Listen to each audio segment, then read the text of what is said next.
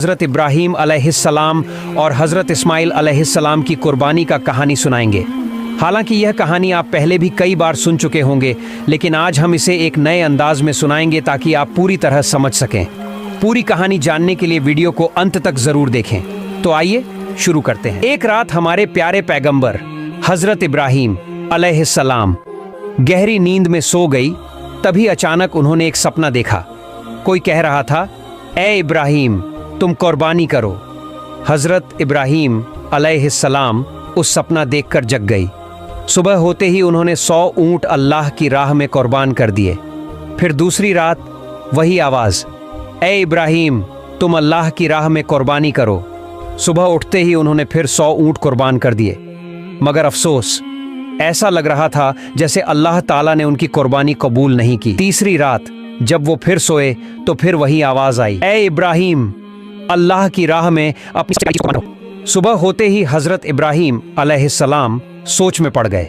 बोले, मैंने 2 दिन में 200 ऊँट कुर्बान किए, फिर भी अल्लाह राजी नहीं हुए, तो क्या अल्लाह मुझसे कुछ और चाहते हैं? बहुत सोचने के बाद उन्होंने कहा, अल्लाह ने कहा है अपनी सबसे प्यारी चीज की कुर्बानी दो, तो फिर इस दुनिया में मेरे लिए सबसे प्यारा क्या है? फिर उनका दिल चुपचाप जवाब देने लगा, वो है मेरा बेटा इस्माइल। जब हज़रत इब्राहीम अलैहिस्सलाम की उम्र 86 साल थी, तभी इस्माइल अलैहिस्सलाम का जन्म हुआ था। ये बेटा उनके दिल का टुकड़ा था, बुढ़ापे में मिला एक अनमोल तोहफा, और यही बेटा उनकी नस्ल को आगे बढ़ाने का जरिया भी था। मगर जब अल्लाह ताला ने इस प्यारे बेटे की कुर्बानी का हुक्म दिया तो इब्राहीम अलैहिस्सलाम ने अपने दिल को मजबूत किया और कह दिया, अगर ये अल्लाह की मर्जी है तो मैं हर हाल में तैयार हूँ। अल्लाह की मोहब्बत के रास्ते में दुनिया की कोई भी चीज मुझे रोक नहीं सकती। अब उन्होंने पक्का इरादा कर लिया बेटे को कुर्बान करने का। अगली सुबह वो अपने बेटे इस्माइल से बोले, बेटा, तुम गुस्ल कर लो, अच्छे कपड़े पहन लो, मैं तुम्हें एक दावत में लेकर चल रहा हूँ। छोटे इस्माइल अलैहिस्सलाम, जो बचपन से ही पिता की गोद से दूर पले थे, जब सुना कि अब्बा उन्हें साथ ले जा रहे हैं तो खुशी से उछल पड़े। वो अपनी माँ हाजरा के पास भागे और बोले, अम्मी, आपने सुना? अब्बा मुझे साथ ले जा रहे हैं, कहते हैं किसी दावत में चलना है, जल्दी से मुझे नहलाइए, अच्छे कपड़े पहनाइए, मुझे अब्बा के साथ जाना है। अम्मी, मेरा तो अब सब्र ही नहीं हो रहा। यह सुनकर बीबी हाजरा की आंखें भर आईं, लेकिन उन्होंने कुछ नहीं कहा, बस बेटे को तैयार करने लगी, मोहब्बत और दर्द से भरे दिल के साथ। सच में क्या वो आपको दावत में ले जा रहे हैं? हज़रत इस्माइल अलैहिस्सलाम बोले, अम्मी, आप खुद ही अब्बा से पूछ लीजिए ना। इसके बाद बीबी हाजरा अलैहिस्सलाम हज़रत इब्राहीम अलैहिस्सलाम के पास आईं और कहा, मेरे प्यारे शौहर, मैंने सुना है आप इस्माइल को किसी दावत में ले जा रहे हैं। हज़रत इब्राहीम अलैहिस्सलाम ने जवाब दिया, हाँ हाजरा, तुमने बिल्कुल सही सुना।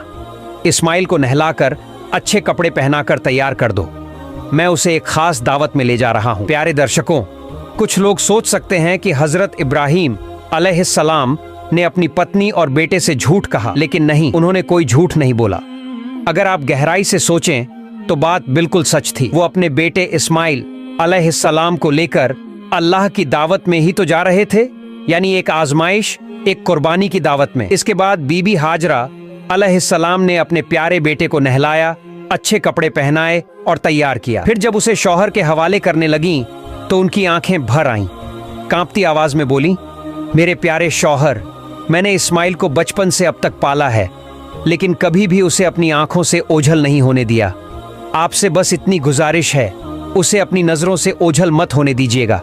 जब तक आप दोनों वापस नहीं आ जाते, मेरा हर लम्हा पानी की तरह बहता जाएगा, बेचैनी में बीतेगा। हज़रत इब्राहीम अलैहिस्सलाम उनकी बात सुनकर चुप हो गए, कुछ बोल ही नहीं पाए। दिल के अंदर जैसे तूफान चल रहा था, आंखें भर आईं, आंसू छलकने को थे, लेकिन उन्होंने अल्लाह की मोहब्बत के समंदर में उन आंसुओं को छुपा लिया। फिर वो अपने प्यारे बेटे को लेकर निकल पड़े मिना की ओर।